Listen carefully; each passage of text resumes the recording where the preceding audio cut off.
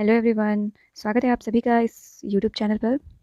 एक और भर्ती देखने को मिली है कंप्यूटर असिस्टेंट की। ये भर्ती उत्तर प्रदेश लोक सेवा द्वारा आयोजित है। जो भी अभ्यर्थी इसके लिए इच्छुक हैं वो अप्लाई कर सकते हैं uppsc.up.nic.in से। इस ऑफिशियल वेबसाइट पर जाकर वहाँ से अप्लाई कर सकते हैं। अगर हम बात करें योग्यता की, चयन प्रक्रिया की, क्या होने वाला है इनका वेतन, इन सभी चीज़ों पर हम आज इस वीडियो के माध्यम से डिस्कस करेंगे। तो आइए देखते हैं हम लोग डिटेल नोटिफिकेशन क्या है। सबसे पहले हम क्रोम एप्लीकेशन ओपन करके वहाँ सर्च करेंगे sarkariresult.com। ये कुछ इस तरह से खुल कर आएगा। यहाँ नीचे स्क्रॉल करके देखेंगे लेटेस्ट जॉब में ये रहा कंप्यूटर असिस्टेंट की वैकेंसी। इसको हम लोग ओपन करेंगे। ऐसे नीचे स्क्रॉल करके जाएंगे तो यहाँ पर डाउनलोड नोटिफिकेशन या हिंदी या इंग्लिश जो भी आपको चाहिए वो हम लोग डाउनलोड कर सकते हैं। तो मैं हिंदी में डाउनलोड करती हूँ। ये रहा नोटिफिकेशन। उत्तर प्रदेश लोक सेवा आयोग कंप्यूटर सहायक परीक्षा 2025। ऑनलाइन आवेदन प्रारंभ करने की तिथि जो है वो 1 जुलाई 2025 है। और ऑनलाइन परीक्षा शुल्क बैंक में जमा करने एवं ऑनलाइन आवेदन स्वीकार किए जाने की अंतिम जो तिथि है वो 1 अगस्त 2025 है। ऑनलाइन प्रस्तुत आवेदन में सुधार या संशोधन और शुल्क समाधान की अंतिम तिथि जो है वो है 8 अगस्त 2025 दिया हुआ है। आइए कुछ महत्वपूर्ण बिंदुओं को देखते हैं।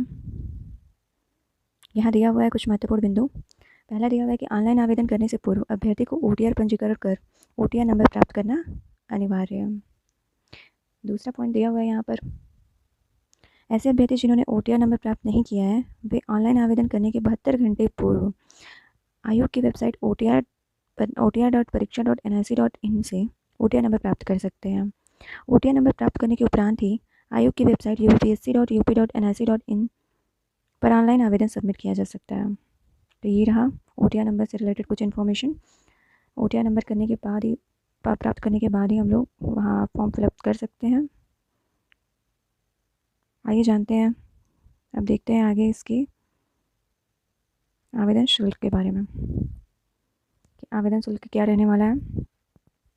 जैसा कि यहाँ दिया हुआ है कि आवेदन शुल्क जो है अगर अनारक्षित वर्ग से या फिर जनरल OBC या AWS कैटेगरी के कैंडिडेट हैं तो उनको आवेदन शुल्क जो है 125 रुपये। अनुसूचित जाति या अनुसूचित जनजाति को आवेदन शुल्क 65 रुपये।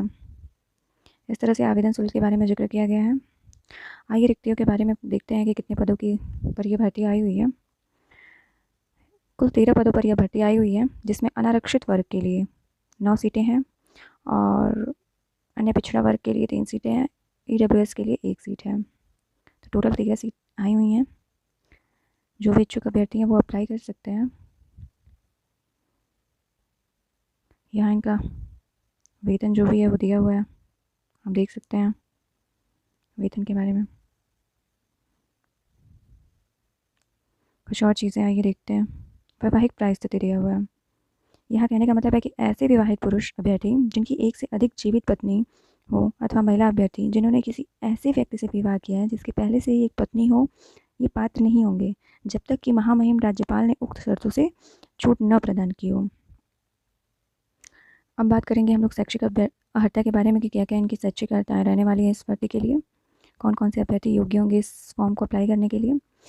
तो इसमें अनिवार्य योग्यता दिया हुआ है, किसी मान्यता प्राप्त संस्था या विश्वविद्यालय से कंप्यूटर विज्ञान में डिप्लोमा के साथ इंटरमीडिएट परीक्षा या डोयक या नाइलेट सोसाइटी से O स्तर के डिप्लोमा स्तर के साथ इंटरमीडिएट परीक्षा उत्तीर्ण हो। अब नीचे इसका एक और अर्थ दिया हुआ है कि अन्य बातों के समान होने पर सीधी भर्ती के मामले में ऐसे अभ्यर्थी को अधिमान दिया जाएगा जिसने प्रादेशिक सेना में न्यूनतम 2 वर्ष की अवधि तक सेवा की हो। दूसरा, राष्ट्रीय कैडेट कोर का B प्रमाण पत्र प्राप्त किया हो। ऐसे अभ्यर्थियों को रखा जाएगा। बात करते हैं इनकी आयु सीमा की कि इस भर्ती के लिए क्या आयु सीमा रहने वाली है। अभ्यर्थियों को 1 जुलाई 2025 को 18 वर्ष की आयु अवश्य पूरी करनी चाहिए और उन्हें 40 वर्ष से अधिक आयु का नहीं होना चाहिए, अर्थात उनका जन्म 2 जुलाई 1985 से पूर्व तथा 1 जुलाई 2007 के बाद का नहीं होना चाहिए। दिव्यांगजन हेतु अधिकतम सीमा 55 वर्ष है और 55 वर्ष है, अर्थात अभ्यर्थी का जन्म 2 जुलाई 1970 के पूर्व का नहीं होना चाहिए। ये रहा इनकी आयु सीमा की इस फॉर्म को अप्लाई करने के लिए एज क्या होना चाहिए। ये इस छूट के बारे में है। ये रहा इनका इस भर्ती का डिटेल नोटिफिकेशन। आप सभी जो भी इच्छुक बैठे हैं वो अप्लाई कर सकते हैं।